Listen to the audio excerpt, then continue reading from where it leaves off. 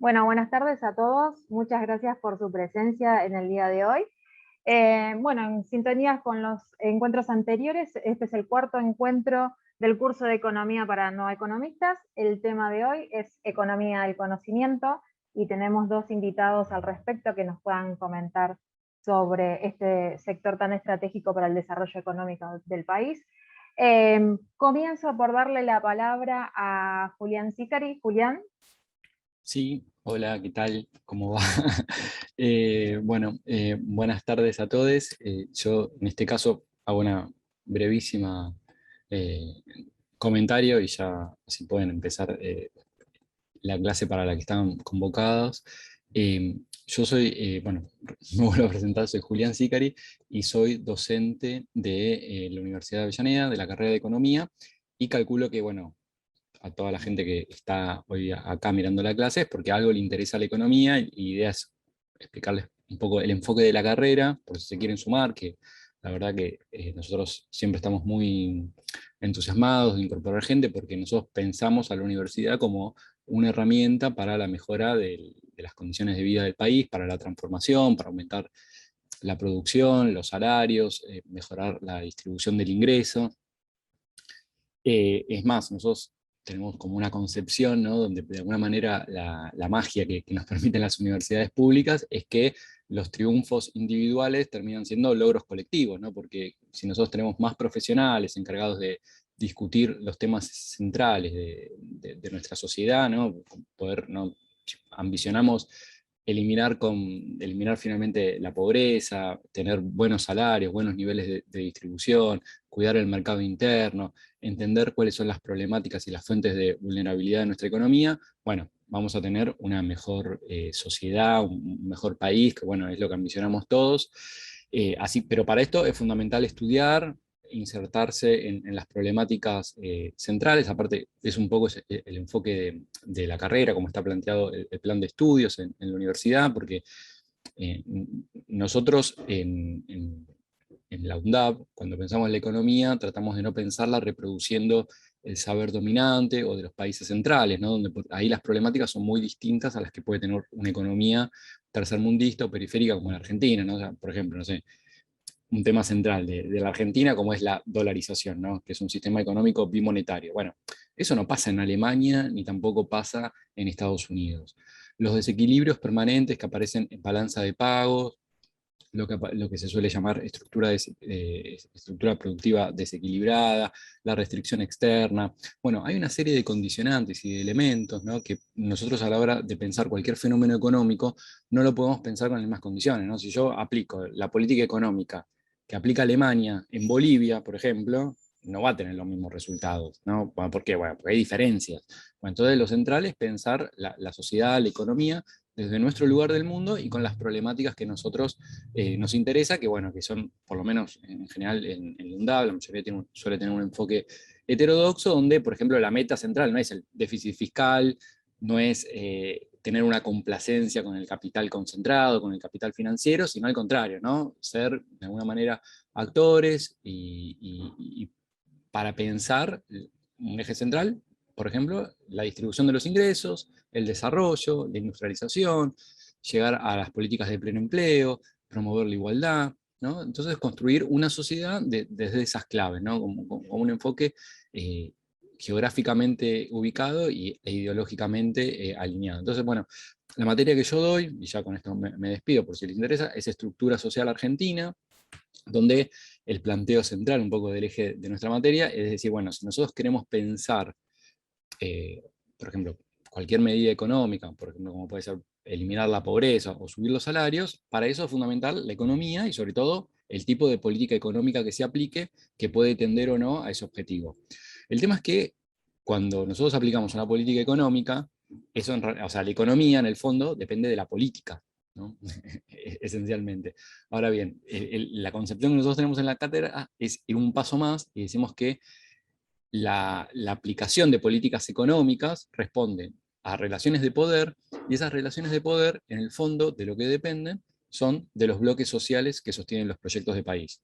Entonces, lo interesante, el desafío que nosotros intentamos llevar a cabo en la materia, es pensar cómo se estructuran los bloques sociales, las desigualdades de poder, los actores, los conflictos, y la dinámica que estructuran a nuestra sociedad, ¿no? Entonces, porque finalmente, si nosotros queremos actuar, ¿no?, para pensar la economía, bueno, tenemos que pensar el poder, las relaciones políticas y finalmente las bases sociales que sustentan, ¿no?, los marcos, los pactos políticos, socioculturales, las tradiciones de acción o las ideologías, los sistemas de representación que estructuran a nuestra sociedad. Entonces, bueno, ese es un poco el desafío de nuestra materia. Bueno, ya con esto me despido, espero haberles convencido de que vale la pena estudiar, vale la pena formarse, vale la pena inscribirse, vale la pena desarrollar un crecimiento personal, profesional, pero también ser un actor para la transformación y la mejora de las condiciones de vida del país. Así que bueno, ojalá podamos tenerles en el futuro a todos como, como futuros alumnos y estudiantes. Así que sería un placer de nuestra parte. Bueno, les mando un beso y espero que disfruten mucho la presentación de hoy. ¿Está bien? Gracias, Julián. Bueno, y ahora damos paso a la presentación de los oradores. En el día de hoy tenemos especialistas en la materia, en Economía del Conocimiento. Por un lado, comenzando por Mariana Ferreira, es licenciada en Economía de la Universidad de Buenos Aires, especializada en sector público y en Administración Financiera de la UBA. En la actualidad está a cargo de la Dirección Nacional de Desarrollo de Economía del Conocimiento del Ministerio de Desarrollo Productivo. Y por el otro lado tenemos a Pedro Nencini, es licenciado en Economía de Desarrollo en la Universidad Nacional de Quilmes, con estudios de posgrado en Ciencia, Tecnología y Sociedad. Es docente e investigador de la Universidad Nacional de Quilmes, especializado en la gestión de la ciencia y tecnología y en el proceso de digitalización del sistema productivo. En la actualidad es funcionario de la Agencia Nacional de Promoción de la Investigación, el Desarrollo Tecnológico y la Innovación. Opera en la órbita del Ministerio de Ciencia, Tecnología y la Innovación de la Nación. Así que bueno, con esos currículums estamos viendo que son dos personas especialistas en la materia, en la gestión por sobre todas las cosas. Así que como para estructurar el día de hoy, damos comienzo a la presentación de Mariana. La idea es que cada uno de los oradores nos puedan comentar al respecto sus pareceres sobre este sector tan importante y respecto si tuvieran alguna consulta al respecto, pueden ir dejando sus preguntas en el chat, así al final de las exposiciones podemos consultarles a los especialistas. Mariana, bienvenida. Bueno, muchas gracias por la presentación, muchas gracias por la invitación, por lo interesante que comentaba Julián. Me parece que yo también me quiero anotar en la materia, así que buenísimo, los felicito también por estar acá a todos y querer conocer algo sobre justamente esto de economía del conocimiento.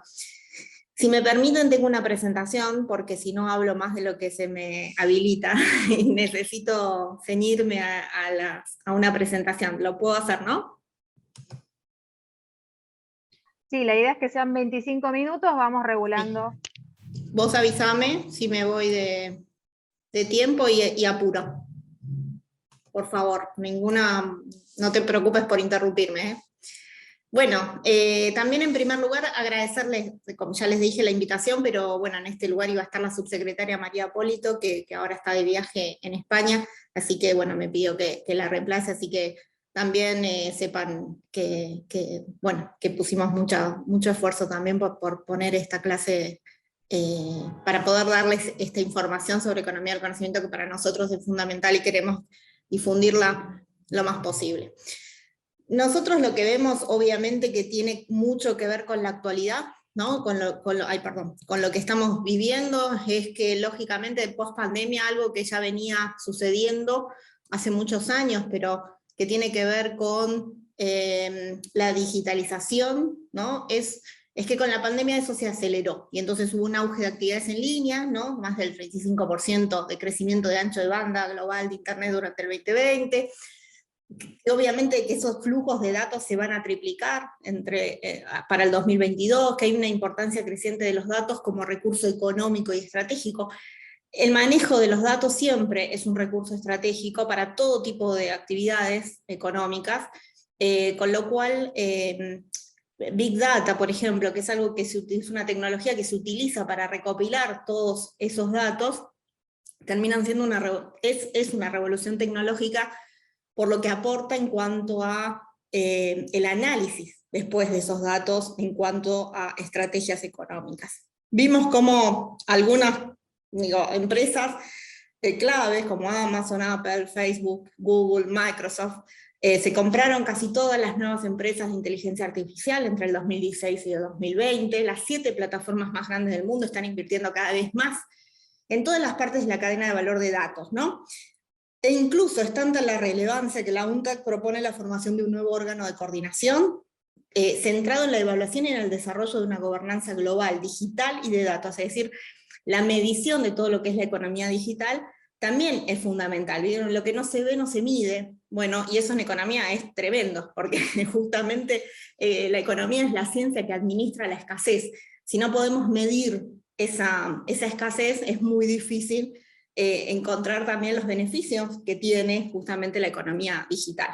Hoy hay un gran desafío, que es que las empresas, no las tecnológicas, sí las tradicionales, incorporen conocimiento, ciencia y tecnología cada vez más, para justamente no perder clientes, ir hacia productos y servicios más disruptivos, ¿no? Digo, es el caso de Mercado Libre, para que se den una idea, Mercado Libre contrata una persona cada 4 horas, ¿no? Digo, el crecimiento es impresionante. Argentina tiene el orgullo de tener 11 unicornios, 11 empresas unicornios. Esas empresas unicornios son aquellas valuadas en más de $1.000 millones en un crecimiento muy rápido. No es menor. El tema es ahora ver cómo las insertamos con el resto del entramado productivo, ¿no? Son tecnologías emergentes.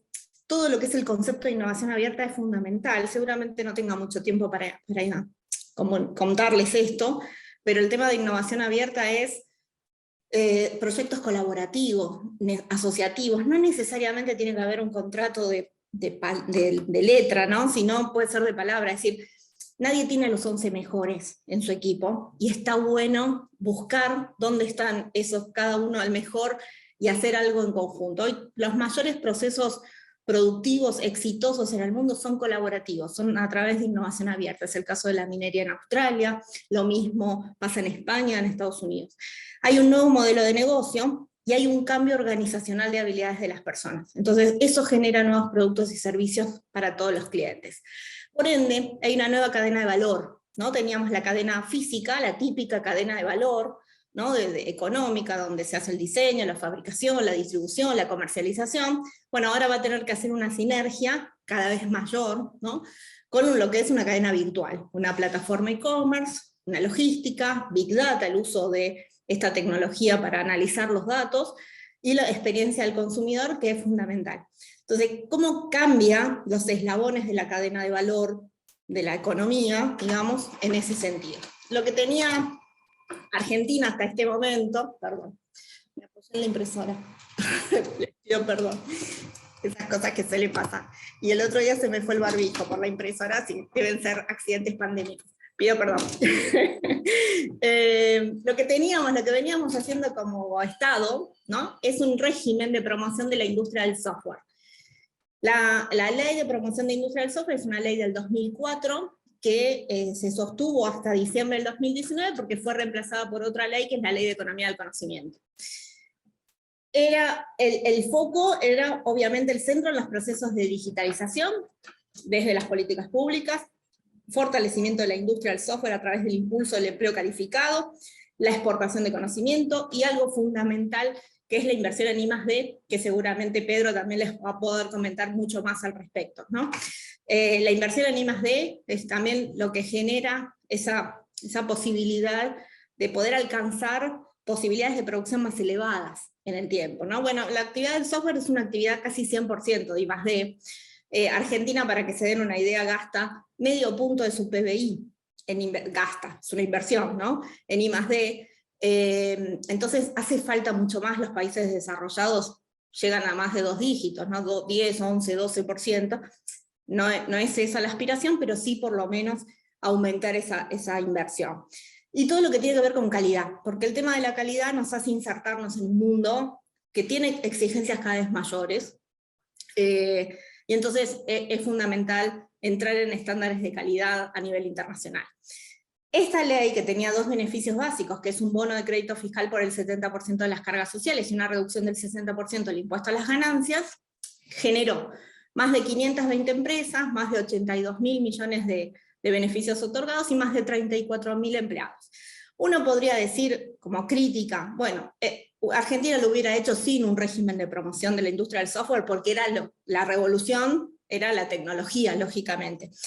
Pero ahí está el rol del Estado en acompañar, por lo menos, ese proceso. Y eso generó que este sector del software se convirtiera en el segundo bloque exportador después del bloque sojero. Así que no es menor este tipo de acompañamiento. Ahí tienen algunas cifras que las voy a evitar, las pueden ver, después les dejo la presentación y las pueden ver para que vean la importancia, lo que generó una ley, un régimen de acompañamiento del Estado, una actividad tan importante. Fue tal digamos, los buenos resultados, que nos fuimos a la economía del conocimiento, un poco más allá, ¿no? Y traigo esto a colación, es un concepto microeconómico, que todos los profesores que están en economía lo saben, y los economistas, que es la frontera de posibilidades de producción. Esa frontera de posibilidades de producción está definida, ¿sí? Por las posibilidades de producción en función de los recursos productivos: tierra, trabajo, capital, tecnología. ¿Sí?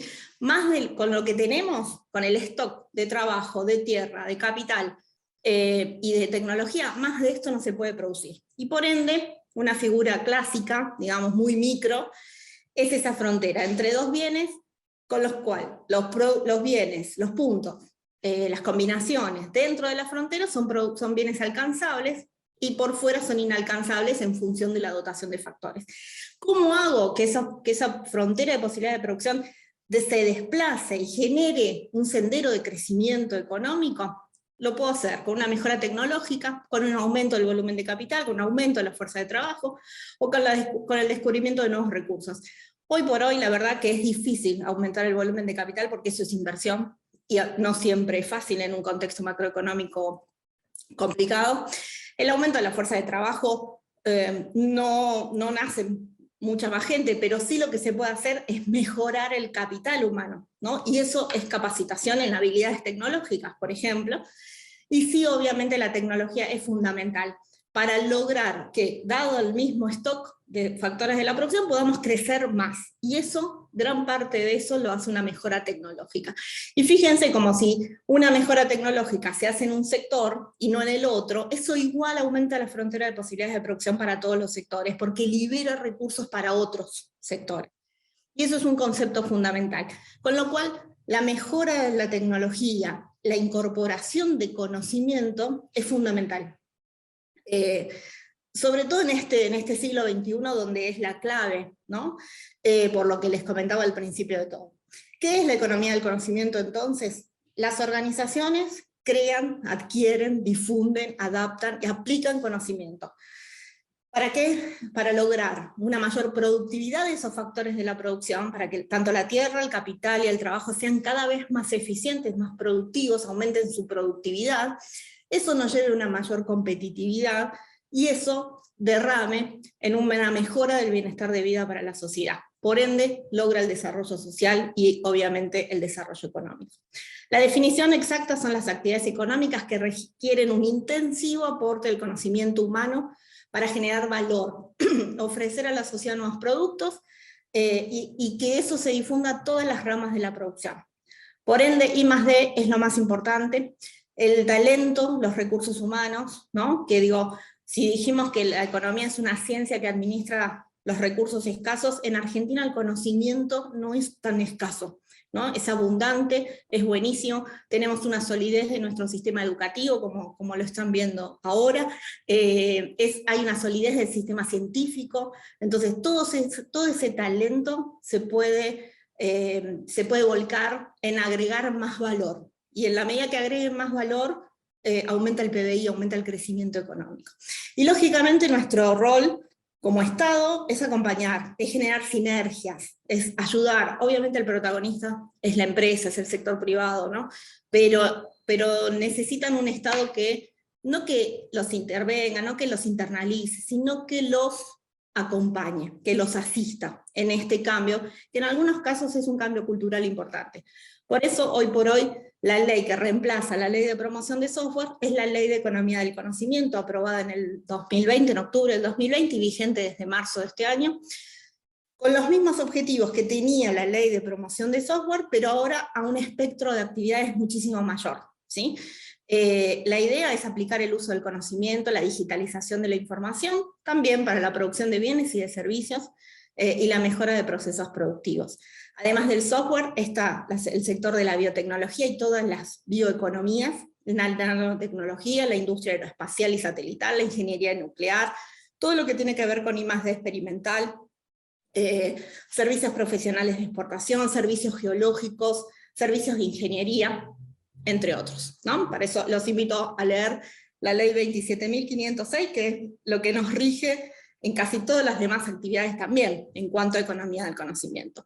Y los beneficios son los mismos, un 70% de un bono de crédito fiscal por las cargas sociales, que puede aumentar en un 10% si las incorporaciones de personal son de género, son mujeres o géneros disidentes, discapacitados, gente con posgrado, que parece que no, pero hoy se discrimina al que tiene una formación muy elevada porque no se le puede pagar el sueldo de mercado, ¿no? Para eso, entonces, posgrados, discapacitados, géneros disidentes, personas vulnerables en el sentido de que hayan tenido algún plan social y se les haya interrumpido. Y el otro gran beneficio es la reducción del impuesto a las ganancias. Una constancia de no retención de IVA para las empresas que exporten, porque el espíritu de esta ley es que las empresas exporten, y un arancel cero en la exportación de servicios, que es algo que después anunció el ministro de Economía para todas las demás actividades de servicios.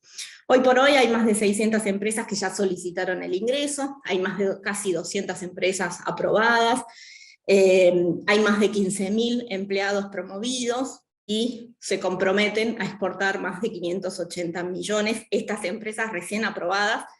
Esperamos tener un caudal mucho mayor de empresas que se adhieran. Los beneficios son a las empresas, no claramente al proyecto, ¿no? Sino a la empresa. ¿Qué esperamos? ¿Y qué espera la economía argentina de la economía del conocimiento? Un aumento de las exportaciones, así como lo hizo el sector de software, de posicionarse como el segundo bloque, un aumento del empleo, un aumento de la inversión, del gasto en inversión y desarrollo, fundamentalmente, las sinergias público-privadas para desarrollos tecnológicos, las sinergias público-privadas para capacitación.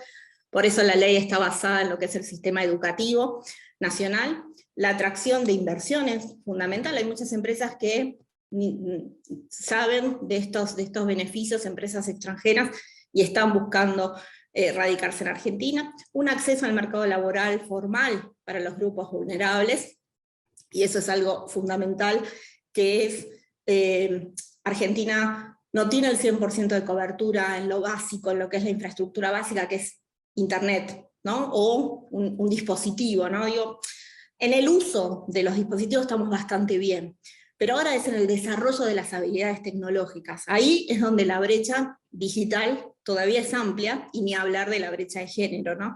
Digo, las mujeres no se animan a ver si, además de alentarlos a que estudien economía, los alentamos a que incorporen herramientas digitales, ¿no? Y eso lo que va a generar es, como les decía antes, un incremento en la productividad de la economía en su conjunto, porque lo que va a lograr es desplazar la frontera de posibilidades de producción. Ahí tienen también algunos datos de lo que es la economía argentina en estas actividades.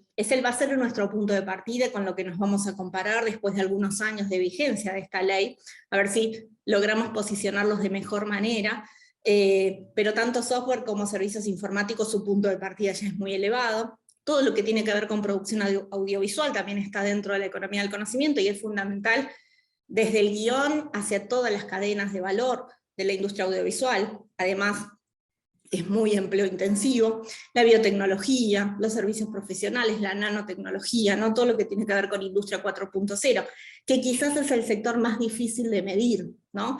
La robotización, la automatización, digo, la inteligencia artificial, Internet de las cosas, digo, todas esas cuestiones son mucho más difíciles de medir, pero vamos a hacer el intento, y alentamos al sector tradicional, a la no sé, vitivinicultura, a la industria de alimentos, a la industria de las bebidas, digamos, un montón de sectores tradicionales de la industria, que Argentina puede hablar de eso porque tiene una industria, a incorporar tecnología, a incorporar ciencia, a incorporar conocimiento para posicionarse de mejor manera. Y eso no implica para nada una caída en el empleo, sino todo lo contrario, va a aumentar el empleo y un aumento de empleo de calidad. Así que las aspiraciones son importantes.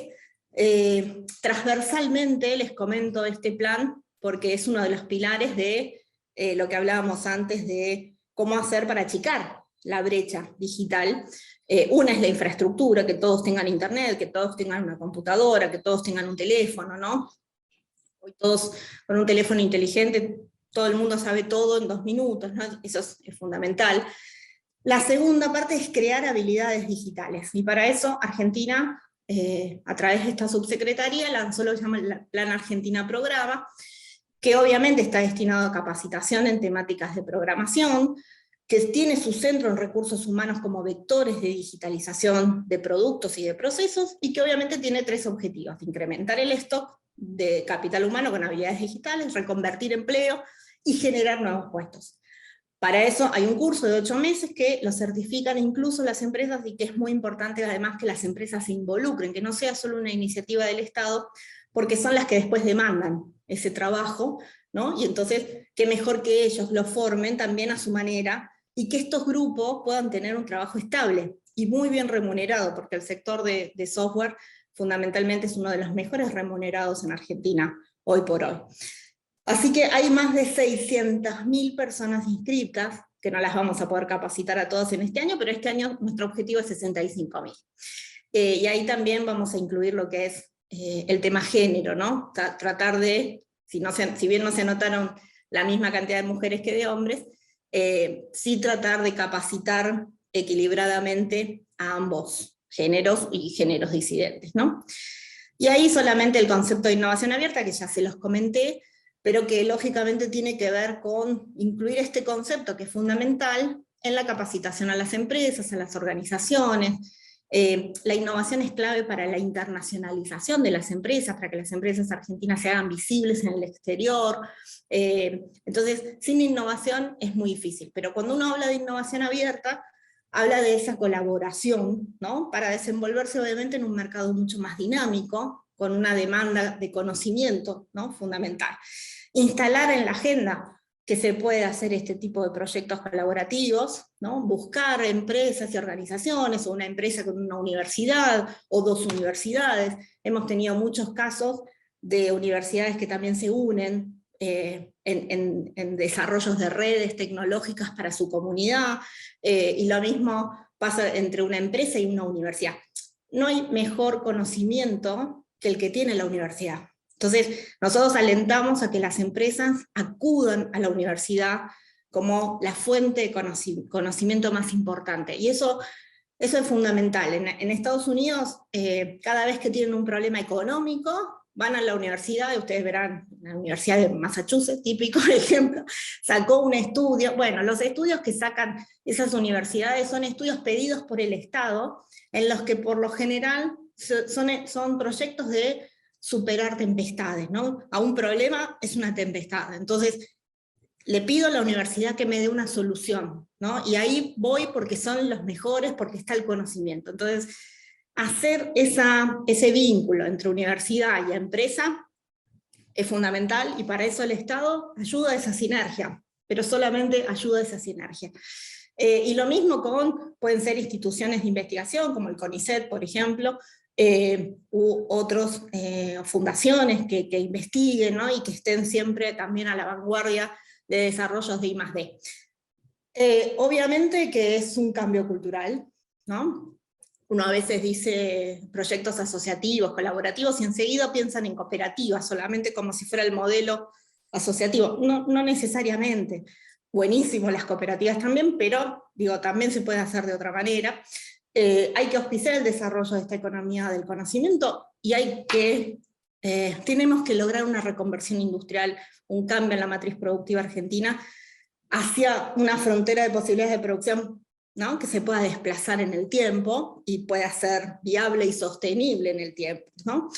aumentar y diversificar las exportaciones, ¿no? Sustituir las importaciones, escalar la producción industrial y lógicamente el desarrollo y la producción de prototipos, ¿no? Procesos, bienes o servicios que sean innovadores.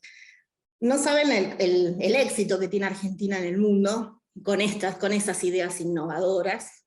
Por lo general, ustedes vieron que siempre hay un argentino en el mundo con sus desarrollos.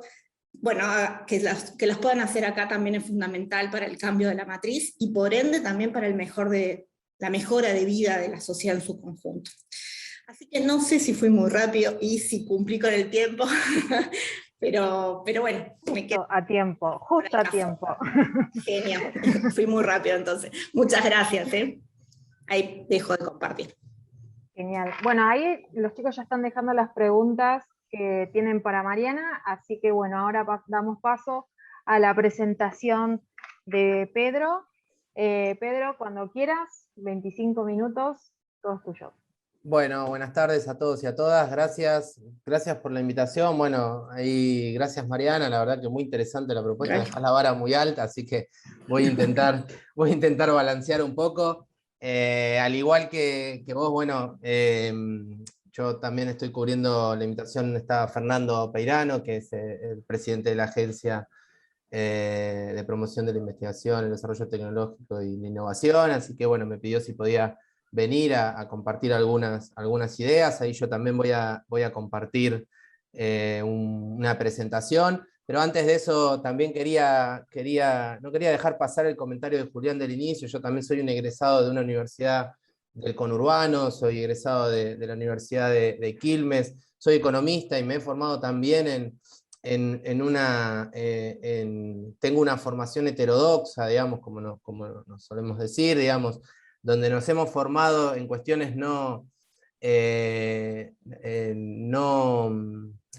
tradicionales, para decirlo de alguna manera, y esto que mencionaba Julián es muy importante, esta cuestión de estudiar la economía desde nuestro lugar, desde nuestro territorio, con nuestras reglas, con nuestros matices, ¿no? Él hablaba de restricción externa en un momento, ¿no? Y me parece que es un comentario muy acertado de él al inicio de esta charla, porque entender que uno puede estudiar un montón de cosas en un montón de lados diferentes, pero claramente estudiarlo en un contexto específico, con reglas específicas, con culturas, con idiosincrasias específicas, es mucho más valioso, y por eso me parece un comentario tremendamente acertado el de Julián, lo comparto. He dicho, en la Universidad de Quilmes tenemos una visión muy similar de la economía, por lo menos sobre esos puntos que charlaba Julián. Dicho esto, voy a compartirles, denme un segundo, voy a compartirles una presentación que tengo. La idea es, denme un segundo.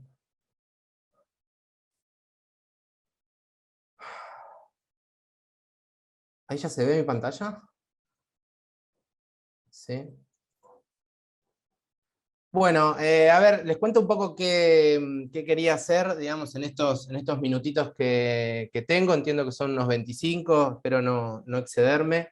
Suelo hablar mucho también, así que voy a intentar no excederme.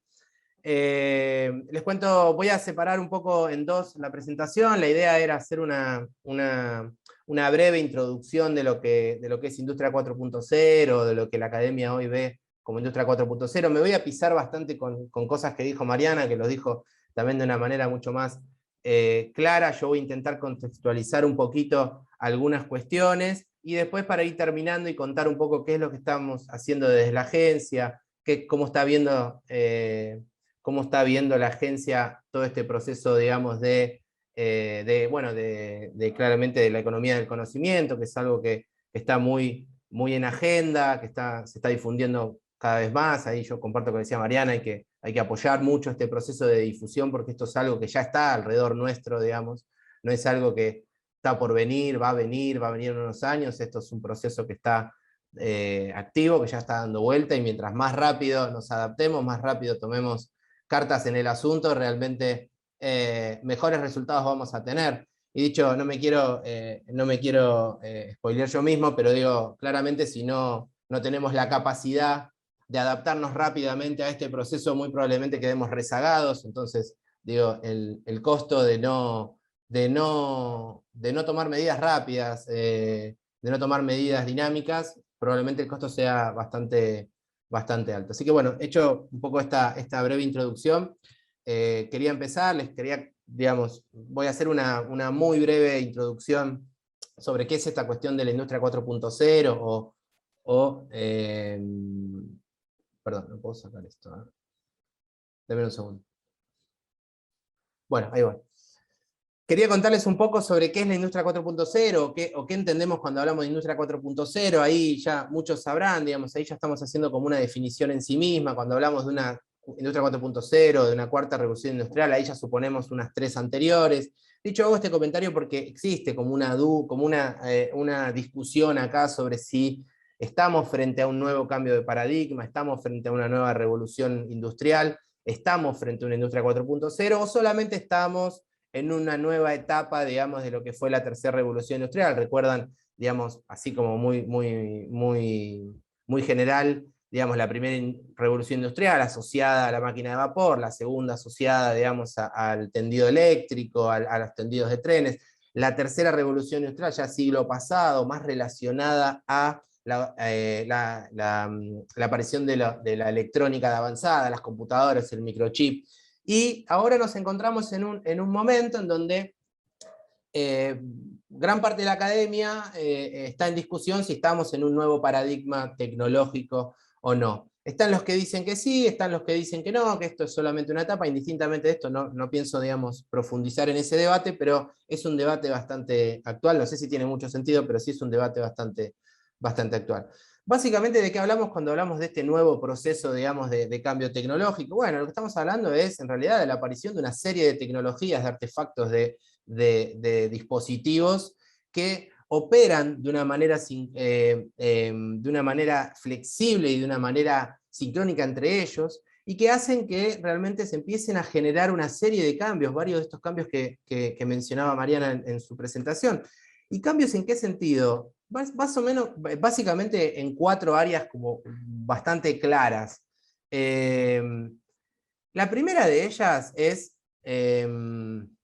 sobre la manera en la que se producen bienes y servicios, ¿verdad? Digo, hoy el proceso de digitalización, el proceso de automatización, el proceso de robotización, los sensores, el proceso de incorporación de software en la mayor parte de los artefactos que se pueden encontrar en una fábrica, ni siquiera en una fábrica, digo, los pongo a prueba de que miren a su alrededor, probablemente están rodeados de software. Viene cambiando la manera en la cual se producen bienes y servicios. Ese es uno de los primeros cambios centrales que se pueden ver en estos últimos años. Digo, no quiero poner un cote de años, pero digo, en los últimos, por lo menos la última década o un poquito más, se ven cambios muy abruptos en la manera en la cual se producen. También se ven cambios muy importantes en la manera en la que se consume, ¿no? Claramente, poniendo un ejemplo como más simple, más básico, digo, cualquiera de los que estamos en esta sala hoy consume de maneras muy diferentes de lo que hacía 10 años atrás, 10, 15, 20, ni les cuento 30 años atrás. Hay una manera de consumir, hay un patrón de consumo que viene cambiando de manera muy abrupta o muy sustantiva. Después un tercer punto que tiene que ver con la manera de cómo se comercializa. Esto también es algo bastante intuitivo, dicho, las empresas, los emprendimientos han ido modificando y vienen modificando la manera en la que comercializan sus bienes y servicios, dicho, las plataformas digitales, dicho, no me quiero ir a ejemplos más complejos, digo, plataformas de comercialización digital, hoy hay montones, hay algunas como más importantes que otras, pero digo, hoy es como bastante común, o sería bastante común encontrar entre nosotros personas que utilizan plataformas digitales para hacer sus compras. Ni siquiera para hacer sus compras, hasta para comparar precios. Y después un cuarto cambio que es bastante sustancial, que suele ser un poco uno de los cambios que más controversia genera o que más discusiones agita, tiene que ver con los cambios en el mercado de trabajo.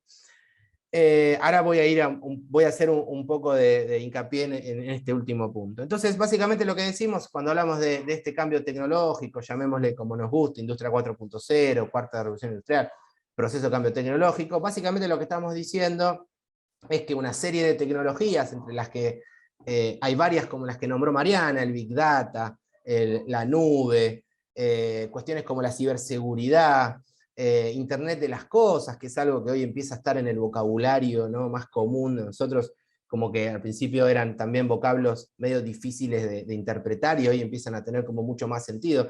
Este tipo de cuestiones, así como también la robotización de avanzada, la automatización, demás, empiezan a generar una nueva matriz productiva y una nueva matriz tecnológica. Entonces, un poco así a modo de gran introducción, ¿qué es el cambio tecnológico que estamos, digamos, viendo? Por supuesto que todos estos ejemplos pueden ser discutidos, pueden ser ampliados, digo, pero en líneas generales me quería mantener en ese lugar. Y quiero retomar uno de los últimos puntos, que es uno de los, como los más controversiales, o lo que más suele llamar la atención, que tiene que ver con esta discusión del desempleo tecnológico. El desempleo tecnológico es un concepto súper antiguo, digamos, no es nuevo, pero realmente toma mucha relevancia en este nuevo proceso. De hecho, el desempleo tecnológico, así como muy rápidamente, hace alusión a que todos los cambios tecnológicos destruyen empleo, pero crean empleo, ¿no? Siempre se puede pensar un ejemplo, por ejemplo, de, no sé, aquel que iba a buscar hielo a la montaña, lo reemplazó la heladera. Bueno, ese señor perdió su trabajo, pero capaz que consiguió trabajo en la fábrica de heladeras. Entonces, un poco la cuestión del desempleo tecnológico viene a contarnos un poco esto. ¿Por qué toma mucha dimensión en esta tercera revolución? Porque en todas ellas, digamos, se planteó la idea de que el cambio tecnológico iba a destruir empleos y qué sé yo, ¿verdad? Pero por el momento pareciera que eso no se comprueba, digamos, que en las primeras tres siempre se ha creado más empleo de lo que se destruye. Sin embargo, en esta cuarta, o en esta industria, bueno, perdón, en este cambio tecnológico, toma mucha relevancia porque tiene algunas cuestiones diferenciales. Primero es la velocidad del cambio tecnológico. Eso es un punto central para entender de que este proceso está corriendo a una velocidad inédita. Creería, por supuesto que es discutible, digo, podríamos debatirlo, pero los cambios que se están dando en el mercado, en la forma de producir, en la forma de comercializar, en la forma de consumir, en el mercado de trabajo, están pasando muy rápido. Dicho, yo siempre suelo decir, no es más que pensar que el primer teléfono inteligente, digamos, es del 2007, digamos. Tiene relativamente muy pocos años y cualquiera de nosotros lo tiene totalmente incorporado como algo ya de muchos años, ¿no? Entonces, digo, bueno, el primer diferencial es que los cambios tecnológicos están ocurriendo de manera muy rápida. Y en esto hay una narrativa global, digamos, quiero decir, los países centrales, esto que diferenciaba un poco Julián al principio, de los países centrales están montando una narrativa que habla sobre dos efectos muy claros. El primero es la mejora, digamos, de la productividad de cierta parte del sector laboral o de las condiciones laborales, y por otro lado una destrucción de puestos de trabajo, así de esa manera en claro. Y básicamente lo que dicen estos relatos o estas narrativas, digamos, lo que nos vienen a decir es que el escenario es muy duro para adelante, realmente son narrativas muy pesimistas. Llegan a pronosticar, digamos, algunos estudios que, por ejemplo, para el mercado norteamericano en los próximos 20 años van a destruir prácticamente la mitad de los empleos de baja calidad. Y así se riegan una serie de estudios, digamos, que han tenido muchísima difusión y que vienen a contarnos, digamos, un escenario futuro bastante difícil. Y después hay otros, por supuesto, que tienen algún tipo de precaución también en este tipo de pronósticos, donde nos vienen a decir, bueno, está bien, la cuestión de la automatización y la robotización de las tareas es un problema, porque va a reemplazar los trabajos, pero bueno, también hay que tener en cuenta que esto no va a pasar en todos lados, hay que tener en cuenta, por ejemplo, la cuestión de la especialización de las tareas, hay tareas que van a ser muy difíciles de reemplazar, y después tiene que ver algo que es un poco más intuitivo, que es suponer que se puede automatizar o que se puede incorporar alguna mejora, no quiere decir que sea viable económicamente. Dicho acá, no me quiero meter tampoco mucho en este debate, pero suponer que la inversión en capital, o en maquinarias de capital, o en robotización, tiene que superar a las ventajas comparativas que puede tener algún territorio en términos laborales. Dicho, acá el empresario podría pensar si le sirve comprar más una máquina y reemplazar mano de obra, o seguir pagando mano de obra barata. Dicho, entonces, un poco esta ecuación viene a romper esta narrativa y a decir, bueno, no todo es tan lineal, no todo va a pasar de la misma manera en todos lados. Y en esto me daba un poco el pie a mí mismo, digamos, para decir que en Argentina hay varios estudios, digamos, varios trabajos que vienen a contar un poco algo diferente, que es un poco lo que contaba Mariana en su presentación, ¿no? Esta cosa de que, por ejemplo, en la Argentina, las pymes que son más activas en materia de inversión en I+D son las que crean mejores trabajos, mejores empleos, más empleo. Entonces, un poco, esto no digo que rompe todo el discurso anterior o toda la narrativa anterior, pero sí nos viene a mostrar que hay diferentes realidades. Claramente las realidades en los países desarrollados o de ingresos altos son muy diferentes a las realidades de los países de ingresos medios como el nuestro. Y entonces, un poco contarles un poco cuál es el estado de esta discusión, más para generar algún tipo de pregunta o inquietud que para generar algún tipo de respuesta. Sí entendemos que es un proceso que está en marcha, es un proceso que se acelera, es un proceso que viene siendo incorporado en las agendas, digamos, de gobierno. Bueno, acá tenemos a Mariana que acaba de contarnos cómo este es un tema hoy de gestión pública, es un tema que está en la agenda pública. Entonces, digo, sí, entender que por más que haya algunas de estas cuestiones que no operen directamente sobre Argentina, sí son cuestiones que están en marcha y que yo creo realmente que hay que tenerlas en cuenta y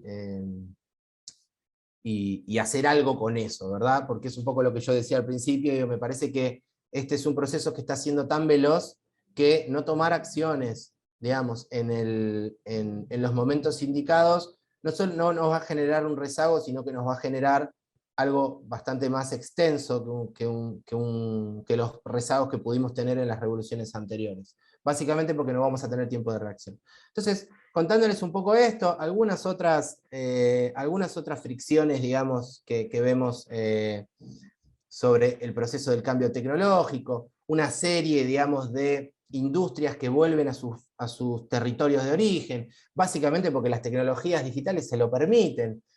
No solamente muchas industrias, capaz que este no es un proceso que se dé tanto en Argentina, pero sí es un proceso que está generando tensiones en lugares donde muchas empresas multinacionales se radicaron durante mucho tiempo y hoy empiezan a volver a sus zonas de origen, o bien a posicionarse muy cerca de los mercados. Hoy las plataformas digitales, este tipo de herramientas les permiten, por ejemplo, dirigir la producción desde lugares más lejanos.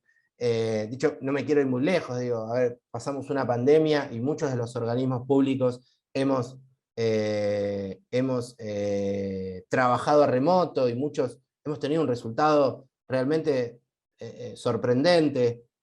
No solo no hemos dejado de hacer la tarea, sino que en muchos casos se ha levantado el rendimiento, se han hecho cosas muy buenas. Entonces, dicho esto, extrapolado un poco al mundo de las empresas, al mundo de la relocalización de empresas, hay que pensarlo que es un fenómeno que empieza también a generar cambios muy, muy importantes hacia el entramado productivo. Y en ese sentido hablar un poco de Argentina, digamos, hablar un poco de qué es lo que vemos, así como a rasgos muy generales de Argentina. Argentina tiene una serie de cuestiones muy interesantes, que las relataba también Mariana en su presentación, y también tiene algunas cuestiones que son limitaciones, digamos, en esta cuestión.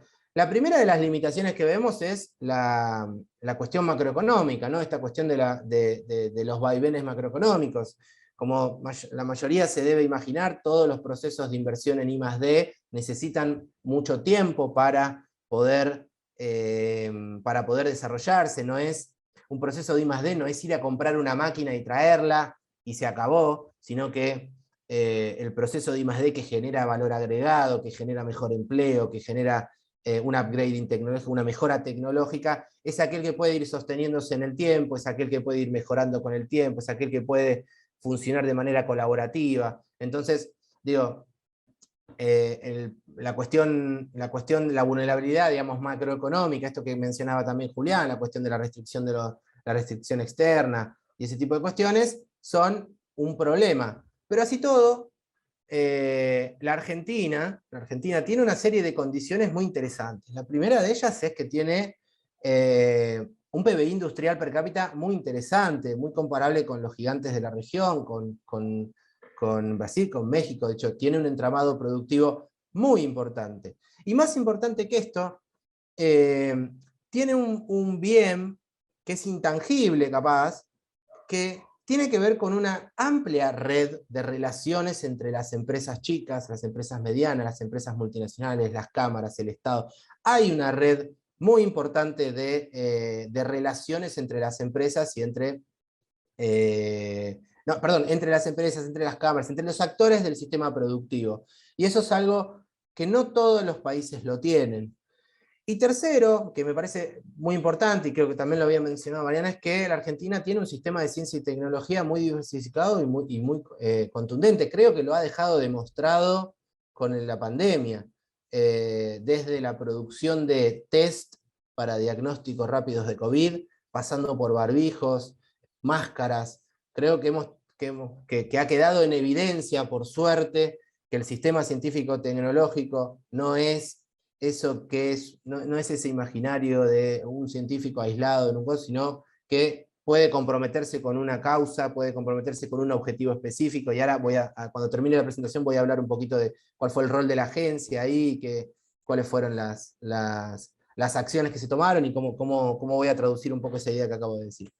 Entonces, un poco eso para hablar de la agencia, de la Argentina. La Argentina también tienen que entender, digamos, que tiene una adopción digital muy baja, esto que mencionaban antes. Las empresas argentinas tienen muy poca adopción de tecnologías digitales, y eso también es un problema, porque eso es una barrera cultural a romper. De hecho, creo que esta ley intenta ir ahí, ¿no? La ley de economía de conocimiento intenta romper esta barrera cultural, tener un plazo largo de inversión en ciencia y tecnología, y tratar de generar un sostenimiento en lo que es la inversión, para que las empresas puedan empezar a salir del grupo de las que no hacen I+D, no hacen inversión y desarrollo, y se puedan incluir en el hoy pequeño grupo de aquellas empresas que son innovadoras. Entonces, eso es un poco el contexto de Argentina. ¿Y qué es lo que vemos? Y algo que sí decía Mariana muy claramente, ¿no? La industria del software, hoy el software pasa a tener un protagonismo, me gustaría decir inédito, pero es un protagonismo único, ¿no? Digo, hoy hablar de software es hablar de prácticamente todo lo que nos rodea, de teléfonos, computadoras. Bueno, todos están frente a una computadora o un teléfono ahora, una tableta. Todo esto está dirigido por un software que no es más que una serie de instrucciones, ¿no? Y en ese sentido, hablar de un poco de cuáles pueden ser las posibilidades de Argentina, porque Argentina, como bien relataba Mariana, es un excelente exportador de software, tiene una serie de empresas muy grandes, somos muy buenos en eso, pero ¿de qué manera nosotros interpretamos que podríamos incorporarnos? Bueno, podríamos hacerlos básicamente, digamos, a través de lo que son las plataformas libres, el software libre, ¿no? Esta cuestión de que, bueno, para el que no está más o menos familiarizado, el concepto de software libre hace alusión a la transparencia del código de atrás del software. Perdón, les voy a sacar la foto de este señor Stallman que me va a empeorar cosas.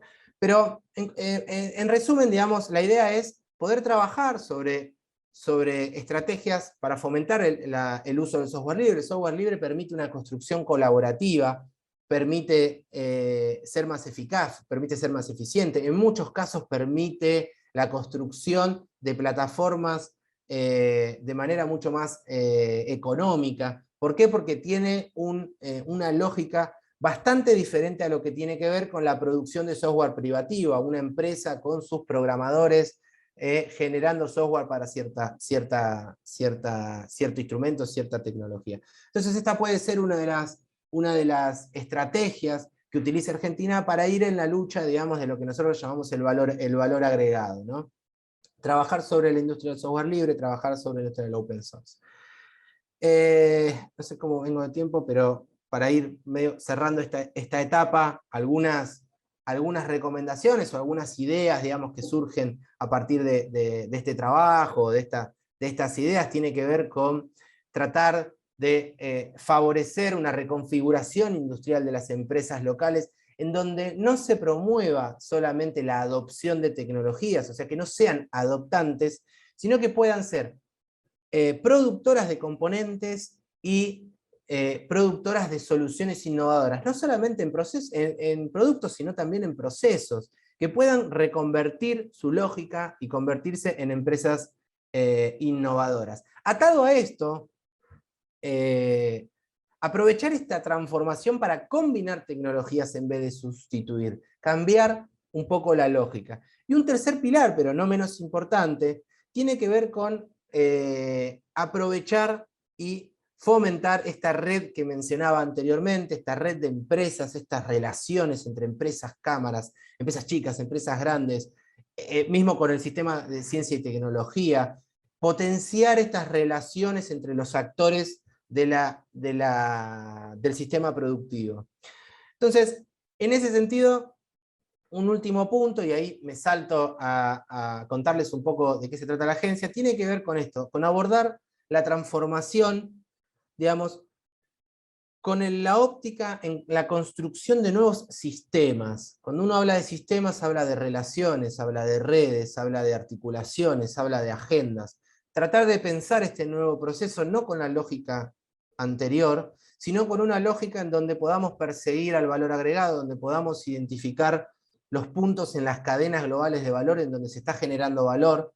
Nosotros, como decía Mariana, y como repetí algo yo, somos muy buenos en la producción de software, podríamos apalancarnos en esa industria y apoyarnos en lo que tiene que ver con la producción de software libre, que hay también mucha controversia en términos de cómo se genera esa producción y quién se apropia de ese valor agregado. Entonces, en ese sentido, proponer la construcción de un nuevo sistema. Y ahí es donde empiezan a articular, por ejemplo, cosas como las que contaba Mariana, o instituciones como la Agencia de Promoción de la Investigación, el Desarrollo Tecnológico y la Innovación, que dirige Fernando Peirano, que tienen esta lógica que yo les vengo mencionando, tiene una lógica, perdón, esto no es para leer, pero que tiene esta lógica, digamos, de construcción de redes, de construcción de agendas, y que funciona realmente de una manera bastante articulada. De hecho, hoy la agencia, en los primeros años de gestión, si bien uno de los primeros compromisos que asumió Fernando Peirano fue poner al día, digamos, las deudas que habían quedado al sistema, que se habían generado en la gestión anterior. Luego hubo un objetivo muy robusto, un objetivo muy claro para robustecer al sistema, para ganar músculo, y la agencia en ese sentido es un organismo que, si bien tiene un carácter fiduciario, o sea, financia proyectos de ciencia y tecnología, no lo hace de una manera masiva, no lo hace de una manera global, lo hace a través para los que no lo conocen, lo hace a través de 3 fondos, o sea, 3 fondos bien diferenciados. Por un lado está el Fondo para la Ciencia y la Tecnología, que es el FONCIT, por otro lado el Fondo Tecnológico Argentino, que es el FONTAR, y un tercer fondo que es el Fondo Sectorial, que es el FONARSEC. Y básicamente estos 3 fondos existen porque la agencia marca una agenda, tiene un objetivo y busca diferentes públicos para financiar diferentes cuestiones.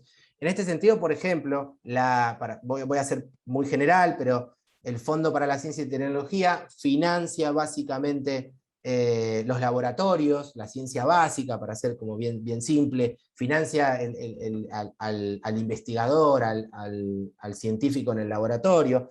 El FONTAR, en cambio, tiene un perfil muy marcado hacia el sector privado, financia pymes innovadoras. ¿Pero qué financia? ¿Cualquier pyme innovadora? No, financia proyectos de alto riesgo tecnológico. Los proyectos que no tienen riesgo tecnológico probablemente encuentren otras opciones en el mercado. Nosotros, desde la agencia, financiamos, digamos, proyectos de alto riesgo tecnológico. Y después un tercer fondo, que es el FONARSEC, que es un fondo que financia proyectos estratégicos, proyectos más grandes, en su mayoría proyectos asociativos, intentando generar un poco estas redes de las que hablaba antes. proyectos asociativos entre el sector privado y el sector público, proyectos estratégicos, por ejemplo, el FONARSEC ha financiado proyectos satelitales, los ARSAT, y ese tipo de proyectos. Y dicho esto, voy a ir cerrando un poco, y en términos de marcar un poco la agenda o de hablar de estas cuestiones, digamos, más específicas que nos han venido pasando también en los últimos años, la agencia, por ejemplo, ha tenido un rol muy activo en lo que fue la pandemia. La agencia en marzo del año pasado, en marzo del 2020, convocó al sistema científico-tecnológico a proponer ideas que pudieran traer soluciones a la pandemia, soluciones de variada índole, desde soluciones logísticas, soluciones médicas. Se han financiado, por ejemplo, ahí se financiaron más de 80 iniciativas que tuvieron la particularidad de ser muchas de ellas asociativas. Distintos grupos de investigación de diferentes universidades se unificaron, se unieron para tratar de lograr resultados en muy poco tiempo, y los resultados son muy visibles. Esto es algo que hablábamos al principio. Los resultados son los barbijos, los resultados son los test de diagnóstico. Entonces, ahí la agencia mostró un rol muy activo, un rol de coordinador, un rol de articulador del sistema, marcando agenda, marcando una lógica de problema-solución. O sea, este es un problema, y citar o llamar al sistema científico-tecnológico para promover soluciones. Y en este sentido también la agencia marca agenda, trata de interpretar estos fenómenos de los cuales yo hablaba anteriormente, para proponer iniciativas de financiamiento, para proponer iniciativas de coordinación. Por ejemplo, hoy la agencia tiene abierta una convocatoria muy importante de producción pública de medicamentos, donde se van a destinar más de 900 millones de pesos a proyectos de esa línea. La agencia está pensando, la agencia está planificando para lo que queda del año una convocatoria que tenga que ver con la transición energética, apostar a proyectos que puedan trabajar litio y ese tipo de cuestiones, cosas que son como bastante novedosas. La agencia hoy apuesta a financiar mediante créditos o aportes no reembolsables, subsidios, a pymes innovadoras, ha recobrado, está rearmando ese sistema que estuvo muy paralizado en años anteriores, en la gestión anterior, y hoy el FONTAR, a través del FONTAR, empieza a reactivar el sistema privado de pymes, donde se empiezan a acercar y a proponer y a tener iniciativas que tienen que ver con apostar a la innovación, apostar a esto que hablábamos anteriormente, a poder apropiarnos del valor agregado y a poder trabajar o a poder producir en las mejores condiciones posibles, siempre teniendo como objetivo la mejora del sistema productivo, la mejora del empleo, la mejora de las condiciones de desigualdad que tiene en Argentina, y siempre pensando en la construcción de oportunidades para que nuestro entramado productivo sea cada vez más robusto y pueda pelear en los primeros puestos. Bueno, yo voy a dejar por acá, te devuelvo el micrófono. Bueno, no sé si me excedí, no miré el tiempo.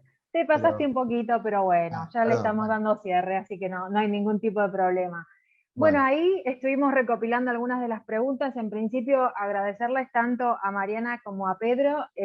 Como a modo de síntesis, digo, toda la presentación de Mariana nos brindó el marco regulatorio y las actualizaciones de la ley de conocimiento, de economía del conocimiento. La verdad es muy interesante ver el abordaje que se fue haciendo históricamente y los beneficios o los resultados positivos que está teniendo el día de hoy, y los alcances y la potencialidad que tiene para el día de mañana, para el resto del sistema productivo, y el repensar la matriz productiva como lo introducía Mariana en su momento. Y en el caso de Pedro, la visión más sistémica, la introducción conceptual de la tecnología vinculada con el mercado de trabajo al día de hoy, el repensarnos constantemente en esta dinámica de cómo podemos mejorar las condiciones de vida de la población, en este avance de la tecnología que es tan rápido, tan continuo. Así que verdaderamente muchas gracias a ambos, la verdad que al menos yo los disfruté muchísimo, estuvo muy buenas las presentaciones. Bueno, pasando a las preguntas que nos dejaron los chicos, tengo 2 para cada uno. En principio, Mariana, un poco estuviste contestando, pero para no spoilear.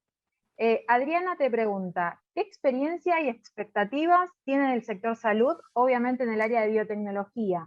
Y sumaba que Mariana en su momento hizo hincapié en empresas privadas, si se estaba pensando para empresas públicas el modelo. Perfecto. Bueno, en primer lugar, gracias. Esperen, me voy a desconectar de... Perdón, estoy haciendo lío.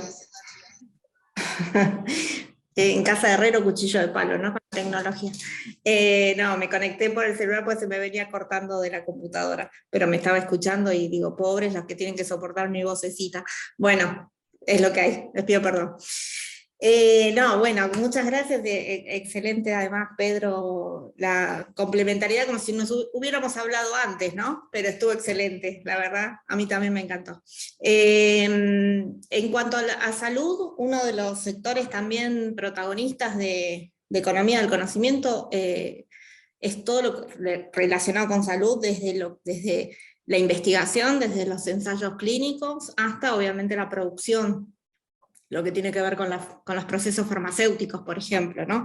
Todas esas empresas también son beneficiarias de la Ley de Economía del Conocimiento. La idea, y ahí tengo que incluir al ministro, porque es una idea del ministro de Producción, convertir a Argentina en un hub de inversiones en ensayos clínicos, porque tenemos todo para hacerlo, porque Argentina lo ha demostrado, como decía Pedro, con la pandemia, la cantidad de empresas y de laboratorios internacionales que han confiado en la solidez del sistema científico-tecnológico de Argentina para llevar a cabo esos ensayos clínicos, frente a una región que es muy competitiva en ese sentido, como Brasil, México, Chile, pero que en definitiva nuestros recursos humanos, nuestro capital humano es muchísimo mejor. Hoy Argentina tiene muchísimas capacidades en materia del sistema de salud, tiene más de 190 plantas farmacéuticas, seguramente más, y alrededor de 40 laboratorios públicos. La idea es que ambos se adhieran a los beneficios de la Ley de Economía del Conocimiento y podamos lograr este hub de inversiones que sería muy útil. Sobre todo también lo está haciendo con el tema de las vacunas, y lo ha demostrado, y obviamente con todo lo que tiene que ver con los productos farmacéuticos, ¿no?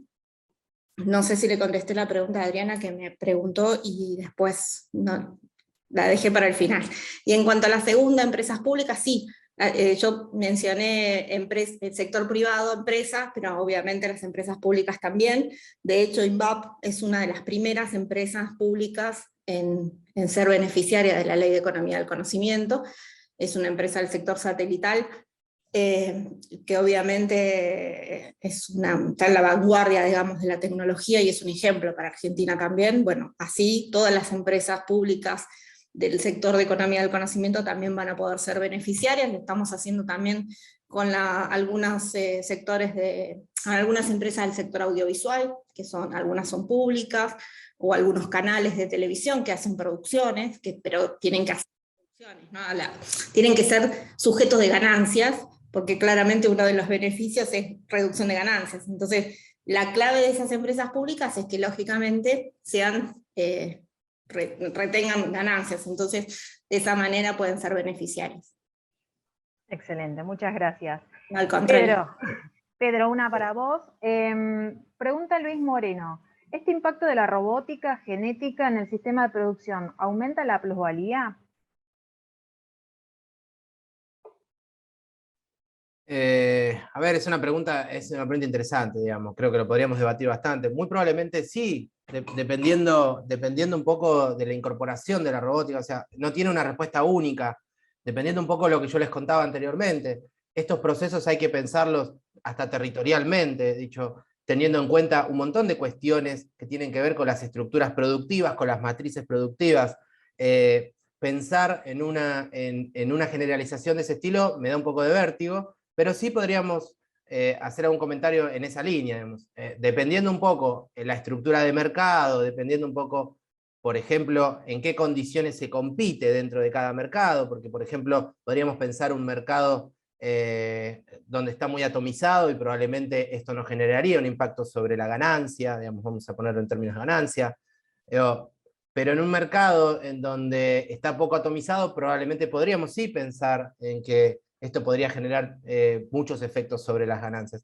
Por eso, digo, es una respuesta que tiene varios peros o varios dependes. Depende un poco, esto es lo que decía anteriormente, creo que me quedaría con la parte de que depende un poco de la matriz productiva del país. No es lo mismo pensar esto en un país como la Argentina, en donde tiene una primarización muy importante, donde también tiene un sector industrial muy importante, que pensar esto, por ejemplo, en un país vecino como Chile, o pensar esto en un país hermano como Bolivia o Paraguay, o algunos de los otros países de la región. No sé si, Ok, muchas gracias. por favor. Bueno, Mariana, para finalizar, una para cada uno. Sebastián pregunta, o mejor dicho, sostiene, me pareció contundente cómo arrancaste tu presentación, te hago una pregunta. ¿Podemos establecer un paralelo entre las teorías clásicas y estas nuevas oleadas tecnológicas? ¿Cómo podemos vincular el desarrollo tecnológico disruptivo 4.0 y relacionarlo con los niveles de empleo? Mira, Milce, yo realmente creo que eso lo ahondó muy bien Pedro, ¿no? Hablando de algunas, justamente de la narración, digamos, sobre todo de los países desarrollados. En mi experiencia, y no voy a ir a la teoría porque Pedro lo dijo muy bien, mi experiencia desde que estoy en este cargo y de visitar empresas que han incorporado tecnología es que al contrario duplicaron su nómina de personal, porque lógicamente también esa tecnología no es nada sino el valor agregado del conocimiento que le imprime el capital humano. Así que obviamente es un capital humano con mayor capacitación, sí, obviamente, eso sí, pero eso libera recursos, como les mostré con un concepto muy básico de microeconomía, que es la frontera de posibilidades de producción, que libera recursos para otros sectores que también los necesitan. Pero los sectores que incorporaron tecnología, en casi todas las empresas que estuve relevando desde marzo en adelante, duplicaron su nómina de personal. Y vinculado también a la pregunta anterior de la plusvalía, hoy los sectores que incorporan tecnología, hay un estudio que hizo el Centro de Estudios para la Producción, que están digamos, en el top 10 de los de mayor retribución en el salario, ¿no? Entonces, digo, me parece que es interesante ver los números, ¿no? Más allá de que además, como decía bien Pedro, la teoría y los papers que mostró tanto de Argentina demuestran que no hay tal sustitución y que aunque lo hubiera, en realidad son recursos que se liberan para otros sectores, como puede ser perfectamente los servicios, no sé, de comercialización o servicios de venta, ¿no? Digo, ese tipo de otros tipos de trabajo. Hace poco nos juntamos con una empresa muy conocida, como es Nike, en Argentina, que cerró su planta de producción en Argentina, pero abrió 20 locales en los shoppings, ¿no? Y priorizó la venta y no la producción.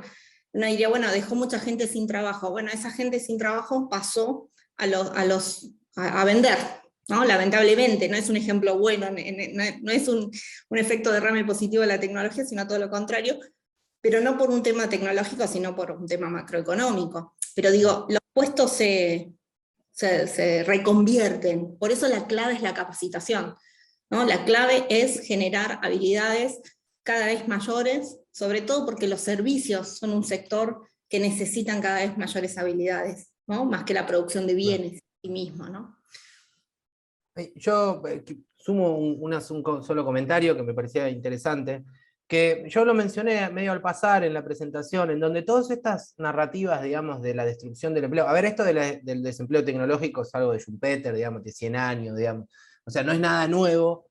Dicho, recomiendo leer Schumpeter, que uno lo podría leer con una actualidad tremenda. Dicho, creo que si le borráramos el año sacando la narrativa que usa, podríamos claramente aplicar muchas de las cosas que dice, pero me parece que uno de los conceptos interesantes para pensar por qué la narrativa de los países más desarrollados vienen con este cuento, para decirlo de alguna manera, de esta cosa de que esto destruye empleo y demás, es porque también ellos producen a un nivel tecnológico muy alto.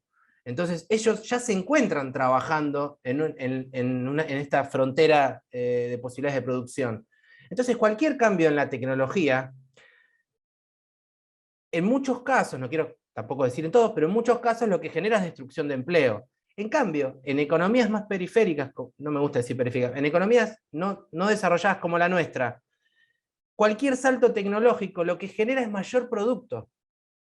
Entonces, genera que las empresas, digo, esta es la justificación de por qué en Argentina no está pasando, digamos. La justificación es que cualquier salto tecnológico que hacen nuestras empresas pymes, vamos a hablar de las pymes que generan el 80% del empleo en Argentina, cualquier salto tecnológico se traduce en más producto, más trabajo, mejor pago, que es un poco lo que relataba Mariana. Lo que se ve es que aquellos que invierten en I+D, en I+D+I, son grandes productores de buenos empleos, digamos. Entonces, un poco tiene que ver con esto. Los países desarrollados ya se encuentran trabajando a un nivel tecnológico muy superior al nuestro, donde el margen o la capacidad ociosa o la capacidad para mejorar está muy limitada. Entonces, ya están como buscando muy fino, digamos, lo que es la mejora tecnológica. Entonces, cuando uno busca muy fino, cualquier cambio genera capaz que destrucción de empleo. No sé si terminé de complicarla un poco, pero... No, está perfecto. Tiene que ver más con la estructura económica, con la heterogeneidad de las productividades por de la ahí estructura viene. económica. Claro. Genial. Sí. Esta última es para Pedro, pero podría ser para cualquiera de los dos. Digo, siéntanse con la libertad también si ambos quieren responderla. Es una reflexión de Alicia Sayas. Dice, el tema cultural es fundamental en este aspecto.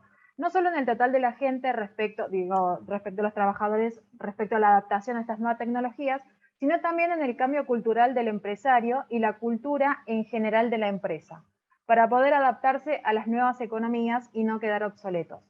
También comentar que es preciso que se cambie un poco las limitaciones de edad en los empleos, ya que hay una franja etaria en la cual estamos en el limbo y no obtenemos trabajo, ya sea por ser demasiado mayores para ser contratados, a pesar de estar capacitados, y demasiado jóvenes para jubilarnos. Bueno, no sé, Mariana, ¿querés arrancar vos o yo hago alguna reflexión? No, Pedro, dale. Hago alguna reflexión corta, fue bastante larga la reflexión, pero a ver, pienso que la cuestión cultural es central en esto.